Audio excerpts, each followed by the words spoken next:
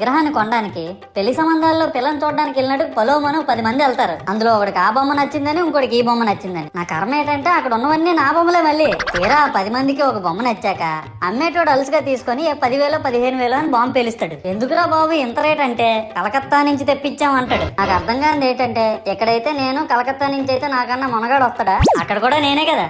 ఇలా నన్ను బజార్లో పెట్టి బేరం ఆడి నా మొహానికి ముసుగేసి వ్యాన్ ఎక్కిస్తారు. ఆ వ్యాన్ డ్రైవర్ గాడు నేనున్నానని కూడా చూడకుండా ఏదో ఆలోచించుకుంటూ డ్రైవ్ చేస్తా గతకల్లో గబ్బి గుబ్బి అని తించేసి నా కాల్లో చెయ్యి ఎరగొట్టేస్తాడు. ఈ విషయం చందాలు ఇచ్చిన చిన్నోళ్ళకి తెలిస్తే మళ్ళీ ఇరిగిపోయిన బొమ్మ పెట్టకూడదని ఏ బొమ్మ రాసి కవర్ చేసేస్తారు. సరేలే జరిగిందేదో జరిగింది, నా భక్తులే కదా కూల్ బ్రో అని చిల్లయ్యే లోపు నన్ను పందిర్లో పెట్టి ముసుగు తీసి నాకన్నా పొడుగున్నే సౌండ్ బాక్సులు 2 నా చెవులు పక్కన పెట్టి డీజే గణేష్ బ్రో అని చెప్పి నా పాటలను కూనీ చేస్తారు. సరేలే పిల్లలు కదా ఇప్పుడు కాకపోతే ఎప్పుడు ఎంజాయ్ చేస్తారు, కాసేపట్లో పూజ స్టార్ట్ చేస్తారని వెయిట్ చేస్తా ఉంటే ఆ 5 రూపాయల వ్రతకల్పన బుక్ చూస్తే అది ఎక్కడ లేని కోపం వస్తుంది.